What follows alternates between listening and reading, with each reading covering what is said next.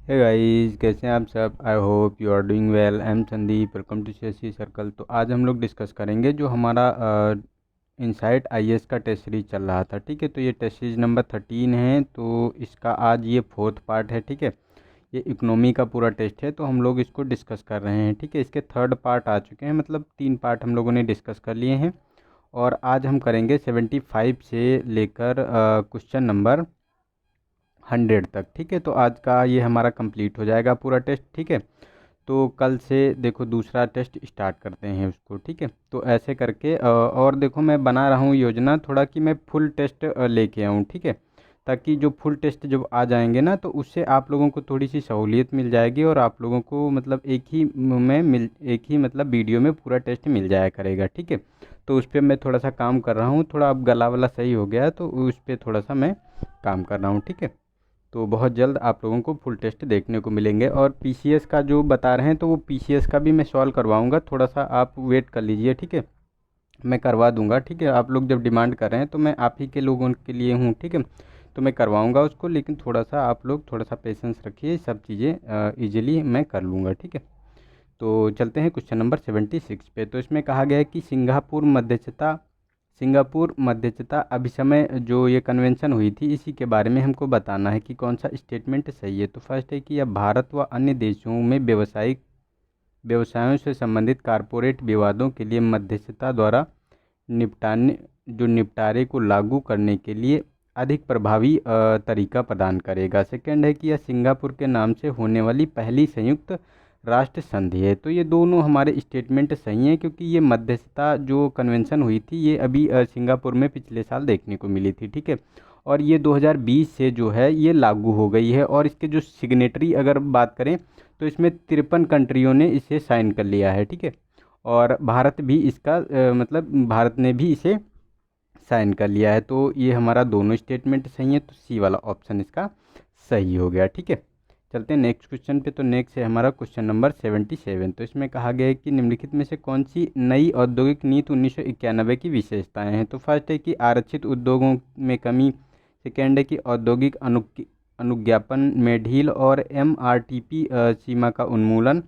और फोर्थ है कि चरणबद्ध उत्पादन की बाध्यता को समाप्त कर दिया गया है। तो इसमें अगर बात करें तो देखो, जो ये तुम्हारी नई औद्योगिक नीति आई थी, इसमें क्या किया गया है कि उद्योगों में जो कमी होती थी, आरक्षित उद्योगों में कमी, इनको फॉलो किया गया है। ठीक है, और जो अनुज्ञापन होते थे उसको ढीला कर दिया गया है, और जो एमआरटीपी की सीमा है इसका भी उन्मूलन हो गया है, और चरणबद्ध उत्पादन की बाध्यता को भी समाप्त कर दिया गया है। तो ये चारों मतलब चीज़ें इसमें देखी गई थी जो 1991 की औद्योगिक नीति आई थी। तो हमारा डी वाला ऑप्शन इसका सही है। ठीक है, नेक्स्ट है हमारा 78 क्वेश्चन नंबर। तो इसमें सूक्ष्म लघु एवं मध्यम उद्यम उद्यम जो होते हैं यानी एमएसएमईज के बारे में हमको बताना है। तो फर्स्ट है कि एक सूक्ष्म उद्योग वह है जिसका विनिर्माण एवं सेवा क्षेत्र की निवेश सीमा क्रमशः 25 लाख रुपए से 10 लाख रुपए है। ठीक है, और 6.3 करोड़ के साथ सूक्ष्म क्षेत्रक एमएसएमई की कुल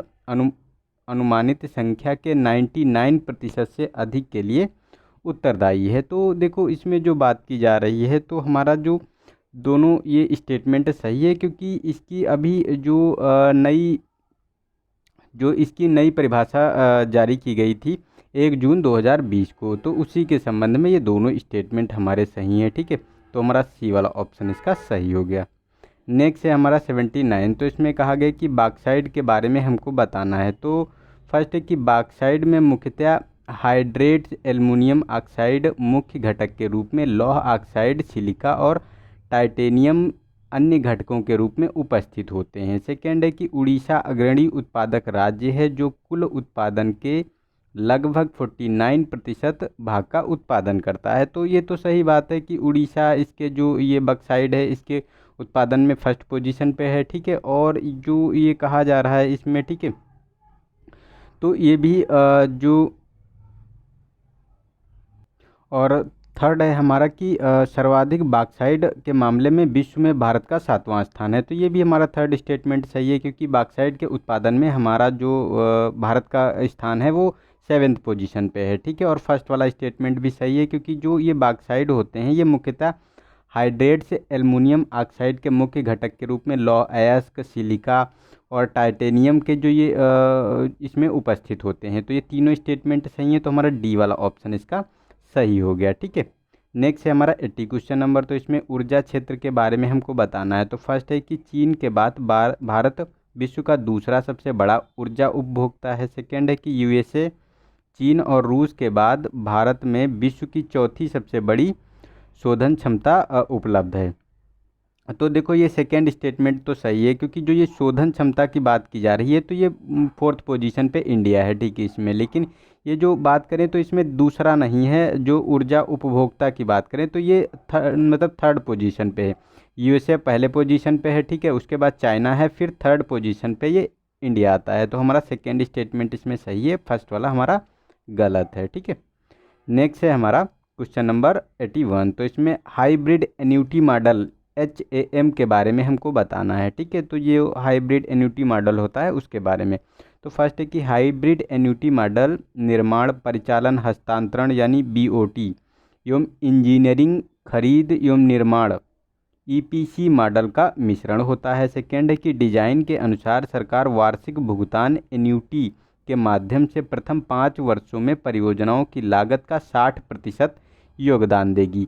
थर्ड है कि हाइब्रिड एन्युटी मॉडल के अंतर्गत राजस्व संग्रह का उत्तरदायित्व तो भारतीय राष्ट्रीय राजमार्ग प्राधिकरण का होगा। ठीक है, तो देखो ये इसमें अगर बात करें तो ये तो भारतीय जो हमारा भारतीय राष्ट्रीय राजमार्ग प्राधिकरण होता है उसी की ये जिम्मेदारी होती है। हाइब्रिड एन्युटी मॉडल के अंतर्गत जो राजस्व संग्रहण का उत्तरदायित्व होता है। ठीक है, लेकिन ये सेकेंड वाला स्टेटमेंट गलत है, क्योंकि इसमें ये जो सरकार इसमें पार्टिसिपेट करती है ये 40% मतलब 40% भुगतान करती है इसका। ठीक है, तो ये गलत स्टेटमेंट है और फर्स्ट वाला हमारा सही है, क्योंकि एन्युटी मॉडल निर्माण, परिचालन, हस्तांतरण एवं इंजीनियरिंग, खरीद एवं निर्माण मॉडल का मिश्रण होता है। तो हमारा 1 और 3 स्टेटमेंट सही है, तो हमारा सी वाला ऑप्शन सही है इसका। ठीक है, नेक्स्ट है हमारा 82।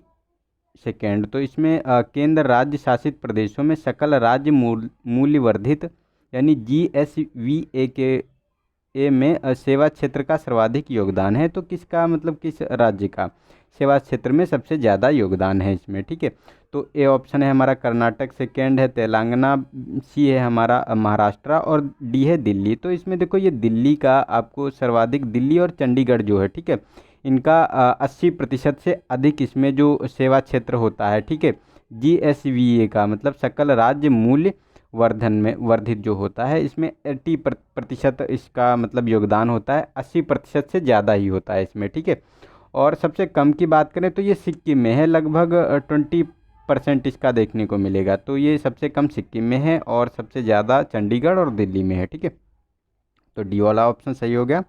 नेक्स्ट है हमारा 83। तो इसमें कहा गया कि भारतीय निर्यात के संदर्भ में बताना है कि कौन सा स्टेटमेंट हमारा सही है। तो फर्स्ट है कि वैश्विक स्तर पर वाणिज्य सेवाओं के निर्यात में भारत की भागीदारी वाणिज्य सेवाओं के निर्यात में भागीदारी का 2 गुना है। ठीक है, और सेकेंड है कि विश्व का सबसे बड़े वाणिज्यिक सेवा निर्यातक की सूची में भारत का 3य स्थान है।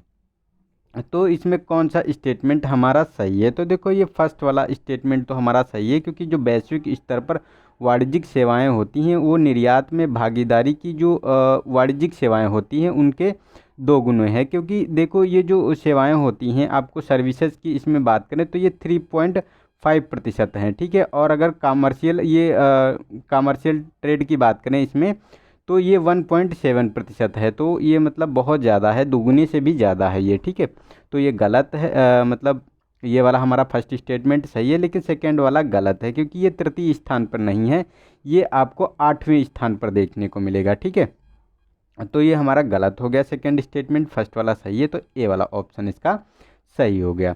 नेक्स्ट है हमारा क्वेश्चन नंबर 84। तो इसमें कहा गया कि सामाजिक सेवाओं के बारे में हमको बताना है कि कौन सा स्टेटमेंट सही है। तो फर्स्ट है कि केंद्र एवं राज्यों द्वारा सामाजिक सेवाओं पर किया गया व्यय 2019-20 में सकल घरेलू उत्पाद यानी GDP का लगभग 8% है। ठीक है, सेकेंड है कि जो GDP के अनुपात के रूप में सामाजिक सेवाओं पर किए जाने वाले व्यय में 2014-15 से 2019-20 की अवधि के दौरान 1.5% की कमी हुई है, तो ये गलत है।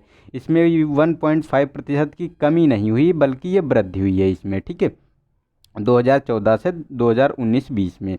तो ये हमारा गलत हो गया। और फर्स्ट वाला स्टेटमेंट हमारा जो है तो ये तो हमारा सही है, क्योंकि 8% लगभग सामाजिक सेवाओं पे खर्च किया जा रहा है, तो हमारा ए वाला ऑप्शन इसका सही हो गया। नेक्स्ट है हमारा 85 क्वेश्चन नंबर। तो इसमें उच्च शिक्षा वित्त पोषण एजेंसी यानी हेफा के बारे में हमको बताना है कि कौन सा कथन गलत है। तो फर्स्ट है कि उच्च शिक्षा वित्त पोषण एजेंसी शिक्षा एवं भारतीय स्टेट बैंक द्वारा एक संयुक्त उद्यम है। सेकेंड है कि बी, उच्च शिक्षा वित्त पोषण एजेंसी का दायरा स्कूली शिक्षा स्वास्थ्य मंत्रालय के अंतर्गत शैक्षिक संस्थानों आदि तक विस्तृत है। और थर्ड है हमारा कि इसका उद्देश्य 2022 तक परियोजनाओं में 1 लाख करोड़ रुपए तक वित्त पोषण करना है। और डी है कि भारतीय रिजर्व बैंक के साथ जमा राशियां न स्वीकार करने वाली प्रणालीगत महत्वपूर्ण गैर वित्तीय कंपनी यानी एनबीएफसी जो होती हैं उनके रूप में पंजीकृत हैं, ठीक है। तो कौन सा स्टेटमेंट हमारा इसमें गलत है? तो इसमें अगर बात करें तो ये हमारा जो सी ऑप्शन है, ठीक है, तो ये गलत है, क्योंकि इसमें जो 1 लाख करोड़ वित्त पोषण की बात की गई है 2022 तक, तो ये हमारा स्टेटमेंट इसमें गलत है, ठीक है। और हमारा ये तीनों स्टेटमेंट सही हैं, क्योंकि ये भारतीय स्टेट और जो ये संयुक्त उद्यम है इसका शिक्षा मंत्रालय का है, ठीक है, इनके द्वारा चलाया जा रहा है। और इसमें जो वित्त पोषण है इसका दायरा स्कूली शिक्षा स्वास्थ्य मंत्रालय के अंतर्गत शैक्षिक संस्थानों आदि का विस्तृत है, ठीक है। और इसका जो ये बैंकिंग एनबीएफसी द्वारा इसे पंजीकृत होना है, तो ये हमारा सी वाला ऑप्शन इसका गलत हो गया, ठीक है। नेक्स्ट है हमारा क्वेश्चन नंबर 86। तो इसमें कुशल श्रम यानी स्किल्ड लेबर के बारे में हमको बताना है। तो फर्स्ट है कि भारत में 15 से 59 वर्ष के उत्पादक आयु समूह में केवल 14% कार्यबल ने प्रशिक्षण प्राप्त किया है। सेकेंड है कि अनौपचारिक रूप से प्रशिक्षित श्रमिकों में से लगभग 55% ने स्वशिक्षा या वंशानुगत के रूप में प्राप्त किया है। तो कौन सा इसमें स्टेटमेंट हमारा सही है? तो इसमें अगर बात करें तो देखो ये दोनों के दोनों स्टेटमेंट सही हैं, क्योंकि इसमें जो भी है इसमें 14% का जो कार्यबल है ये 15 से 59 वर्ष के उत्पादक आयु समूह में है, ठीक है। और ये अनौपचारिक रूप से जो ये देखने को मिलती है प्रशिक्षित श्रमिकों में जो 55% है ये स्वशिक्षा या वंशानुगत रूप से इन्होंने प्राप्त किया है। तो हमारा सी वाला ऑप्शन इसका सही हो गया, ठीक है। नेक्स्ट है हमारा क्वेश्चन नंबर 87। तो इसमें कहा गया कि निम्नलिखित में से कौन सी report Bank for International Settlement यानी BIS द्वारा जारी की जाती है। तो फर्स्ट है कि ए ऑप्शन हमारा वैश्विक वित्तीय विकास रिपोर्ट। सेकेंड है कि वैश्विक वित्तीय स्थिरता रिपोर्ट। सी है कि हमारा वैश्विक वित्तीय प्रणाली रिपोर्ट। और वैश्विक सूचना प्रौद्योगिकी रिपोर्ट। तो इसमें अगर बात करें तो देखो ये हमारा सी वाला ऑप्शन सही है, क्योंकि वैश्विक वित्तीय प्रणाली रिपोर्ट जो होती है, ठीक है, ये जारी की जाती है बैंक फॉर इंटरनेशनल और सेटलमेंट यानी BIS के द्वारा, ठीक है। लेकिन अगर विकास जो वित्तीय विकास रिपोर्ट की बात करें तो ये वर्ल्ड बैंक द्वारा जारी की जाती है, ठीक है। और ये जो वैश्विक वित्तीय स्थिरता रिपोर्ट है ये IMF द्वारा जारी किया जाता है। और ये वैश्विक सूचना प्रौद्योगिकी रिपोर्ट होती है ये वर्ल्ड इकोनॉमिक फोरम जारी करता है, ठीक है। तो ये हमारा इसका ऑप्शन हो गया सी वाला ऑप्शन सही हो गया इसका, ठीक है। नेक्स्ट है हमारा 88 क्वेश्चन नंबर। तो इसमें कहा गया है कि निम्नलिखित में से कौन सी स्टार्टअप इंडिया पहल की विशेषताएं हैं। तो फर्स्ट है कि 1 लाख करोड़ रुपए की कापर्स निधि के माध्यम से वित्त पोषण सहायता प्रदान करेगा। सेकेंड है कि स्टार्टअप को 3 वर्ष के लिए टैक्स छूट है। थर्ड है कि प्रतिवर्ष 500 करोड़ रुपए के बजटीय कार्पस के साथ क्रेडिट गारंटी तंत्र की परिकल्पना की गई है इसमें, ठीक है। तो देखो ये तीनों जो बात की जा रही हैं तो इसका जो हमारा फर्स्ट वाला स्टेटमेंट तो हमारा जो इसका गलत हो गया, क्योंकि इसमें जो 1 लाख करोड़ नहीं है, इसमें आपको देखने को मिलेगा ये प्रतिवर्ष क्या करेगी सरकार के द्वारा प्रतिवर्ष 2500 करोड़ रुपए खर्च किए जाएंगे, ठीक है, मतलब फंड दिया जाएगा। और 4 सालों तक ये जारी रहेगा, तो ये 10,000 फंड हो जाएगा, ना कि 1 करोड़। तो ये हमारा गलत हो गया फर्स्ट वाला, और सेकेंड थर्ड सही है क्योंकि इसमें 3 साल तक छूट होगी, ठीक है। और 500 करोड़ रुपए के बजटी कार्पस के साथ क्रेडिट गारंटी तंत्र की परिकल्पना की गई है। तो ये हमारा 2 और 3 स्टेटमेंट सही हो गया, तो हमारा बी वाला ऑप्शन इसका सही हो गया, ठीक है।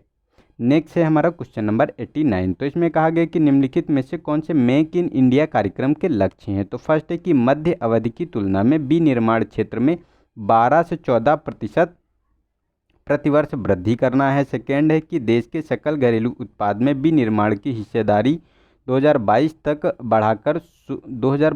बढ़ाकर 16 से 25% करना है, ठीक है। और विनिर्माण क्षेत्र में 2022 तक 100 मिलियन अतिरिक्त रोजगार सृजित करना है। तो इसमें कौन सा स्टेटमेंट हमारा सही है। तो इसमें देखो ये तीनों स्टेटमेंट सही हैं, क्योंकि इसमें जो ये कहा जा रहा है विनिर्माण क्षेत्र में इसे 12 से 14% प्रतिवर्ष वृद्धि दर करना है इसमें, ठीक है। और इसकी जो ये भागीदारी है इसमें, ठीक है, उत्पाद सकल घरेलू उत्पाद में मतलब जीडीपी में, तो इसे 16 से 25% तक करना है 2022 तक, ठीक है।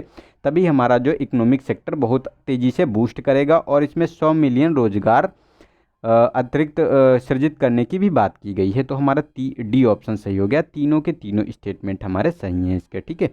नेक्स्ट है 90 क्वेश्चन नंबर। तो इसमें नागर विमानन उद्योग के बारे में हमको बताना है। तो फर्स्ट है कि भारत विश्व का तीसरा सबसे बड़ा घरेलू विमानन बाजार बन गया है, और वित्त वर्ष 2015-16 के दौरान इसमें चक्रवृद्धि वृद्धि दर जो होती है उस पर लगभग 11% की वृद्धि दर्ज की गई है।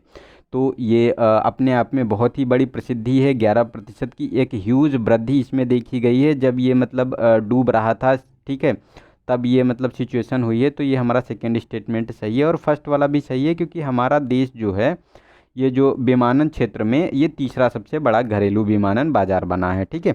तो हमारा दोनों स्टेटमेंट सही है, तो हमारा सी वाला ऑप्शन इसका सही हो जाता है, ठीक है। नेक्स्ट है 91 क्वेश्चन नंबर। तो इसमें कहा गया कि भारतीय दवा क्षेत्र यानी इंडियन फार्मास्यूटिकल सेक्टर के बारे में हमको बताना है। तो फर्स्ट है कि भारत वैश्विक स्तर पर जेनेरिक दवाओं का सबसे बड़ा प्रदाता है। सेकेंड है कि वर्तमान में विश्व स्तर पर एड्स यानी एक्वायर इम्यूनोडिफिशियेंसी सिंड्रोम से निपटने के लिए उपयोग में लाई जाने वाली 80% से अधिक एंटीवायरल दवाओं की आपूर्ति भारतीय दवा कंपनी द्वारा की जाती है, ठीक है। तो देखो ये तो सही बात है, क्योंकि 80% जो एंटीवायरल दवाएं होती हैं ये भारत की कंपनियों द्वारा इसमें की जाती है, ठीक है। और जेनेरिक दवाओं का सबसे बड़ा प्रदाता है, कि मतलब बहुत ह्यूज मात्रा में हम लोग जेनेरिक दवाओं को प्रोड्यूस करते हैं। तो हमारा ये दोनों स्टेटमेंट सही है, तो सी वाला ऑप्शन इसका सही है, ठीक है। तो ये कोविड-19 अभी था, तो उसमें जो वो दवा की बात की जा रही थी पिछले साल, तो कितनी ह्यूज मात्रा में यहाँ से एक्सपोर्ट की गई थी, ठीक है। नेक्स्ट है हमारा 92 क्वेश्चन नंबर। तो इसमें तेज़ी से बिकने वाली उपभोक्ता वस्तुएं यानी FMCG के बारे में हमको बताना है, ठीक है। तो तेज़ी से बिकने वाली उपभोक्ता वस्तु क्षेत्रों में भारत चौथा सबसे बड़ा क्षेत्र है, जहां भारत में FMCG की 50% बिक्री में घरेलू और व्यक्तिगत देखभाल का योगदान है। सेकेंड है तेज़ी से बिकने वाली उपभोक्ता वस्तुओं के व्यय में ग्रामीण उपभोग का योगदान लगभग 35% है। तो ये सही बात है, जो ये मतलब तेज़ी से बिकने वाली वस्तुएं होती हैं उसमें 35% का योगदान ग्रामीण क्षेत्र का होता है इसमें, ठीक है। और ये 50% जो बिकने वाली घरेलू और व्यक्तिगत देखभाल का योगदान ये 50% की वस्तुएं इसमें करती हैं, ठीक है। तो ये भारत चौथा सबसे बड़ा क्षेत्र है तेज़ी से बिकने वाली उपभोक्ता वस्तु के मामले में, ठीक है। तो ये हमारा दोनों स्टेटमेंट इसका भी सही है, तो हमारा सी वाला ऑप्शन इसका सही हो गया, ठीक है। नेक्स्ट है 93 क्वेश्चन नंबर। तो इसमें राष्ट्रीय सामाजिक सुरक्षा बोर्ड के बारे में बताना है कि कौन सा स्टेटमेंट सही है। तो फर्स्ट है कि इसका गठन असंगठित श्रमिक सामाजिक सुरक्षा अधिनियम 2008 के प्रावधानों के तहत किया गया है। इसका असंगठित श्रमिकों के लिए सरकार द्वारा सामाजिक सुरक्षा योजना के निर्माण की सिफारिश करने के लिए किया गया है, ठीक है। तो इसमें बताना है हमको कि कौन सा स्टेटमेंट सही है। और आप लोगों को अगर क्वेश्चन का आंसर आ रहा हो तो उसको ज़रूर आप लोग दिया करें कमेंट बॉक्स में, आंसर मतलब उसका क्वेश्चन का आंसर, ठीक है। और यार थोड़ा सा लाइक भी कर दिया करो बीच बीच में, यार लाइक करने में क्या होता है, 1 सेकेंड में आप लोग जो है लाइक कर देते हैं, ठीक है। और लाइक करने से यार कोई मेरे को पैसा वैसा नहीं मिलता है, आप लोगों को पढ़ाता हूँ तो ये है कि यूट्यूब और प्रमोट करता है तो ज़्यादा लोगों तक वीडियो पहुँच जाता है। तो यार लाइक तो थोड़ा सा कर ही दिया करो आप लोग, ठीक है। लाइक करने में आप लोग कंजूसी बहुत ज़्यादा करने लगे हैं इस समय। चलो कोई ना, ठीक है। तो इसमें कौन सा स्टेटमेंट हमारा सही है? ठीक है, तो ये दोनों स्टेटमेंट सही हैं, क्योंकि 2008 के प्रावधान जो किए गए थे असंगठित श्रमिक सामाजिक सुरक्षा अधिनियम, तो इसी के अंतर्गत आए थे। और ये असंगठित श्रमिकों के लिए सरकार द्वारा सामाजिक सुरक्षा योजना के निर्माण की सिफारिश की गई थी। ठीक है, तो ये दोनों स्टेटमेंट सही हैं, तो हमारा सी वाला ऑप्शन सही है। ठीक है, नेक्स्ट है 94। तो इसमें कहा गया कि भारत में खनन के संबंध में बताना है कि कौन सा स्टेटमेंट सही है। तो फर्स्ट है कि भारत कोयले का तीसरा सबसे बड़ा उत्पादक है। सेकेंड है कि भारत भर में लौह अयस्क उत्पादन के मामले में चौथे स्थान पर है। और थर्ड है कि भारत विश्व में दूसरा सबसे बड़ा कच्चा इस्पात उत्पादक है। ठीक है, तो अगर इसके खनन के बारे में, अगर भारत के बारे में हम बात करें, तो ये देखो भारत दूसरा सबसे बड़ा कच्चा इस्पात उत्पादक है। ठीक है, क्योंकि इसने 111 मिलियन टन का उत्पादन किया है, और ये सेकंड मतलब सबसे बड़ा, मतलब सेकंड पोजीशन पे बना हुआ है। और ये लौह अयस्क के उत्पादन के मामले में बात करें तो 206 मिलियन टन का उत्पादन किया है, और ये चौथे स्थान पर बरकरार है। ठीक है, और अगर इसमें बात करें, ये कोयले का तीसरा सबसे बड़ा उत्पादक, तो इसने 2020 का जो फाइनेंशियल ईयर था उसमें 729 मिलियन टन इसने जो है कोयले का उत्पादन किया है। तो ये तीनों स्टेटमेंट हमारे सही हैं, तो डी वाला ऑप्शन इसका सही हो गया। नेक्स्ट है हमारा क्वेश्चन नंबर 95। तो इसमें कहा गया कि निम्नलिखित में से किस उद्योग को अनिवार्य औद्योगिक लाइसेंसिंग की आवश्यकता होती है? तो फर्स्ट है कि मादक पेय का आसवन और शराब निर्माण। सेकेंड है कि तंबाकू के सिगार और सिगरेट तथा निर्मित तंबाकू विकल्प से।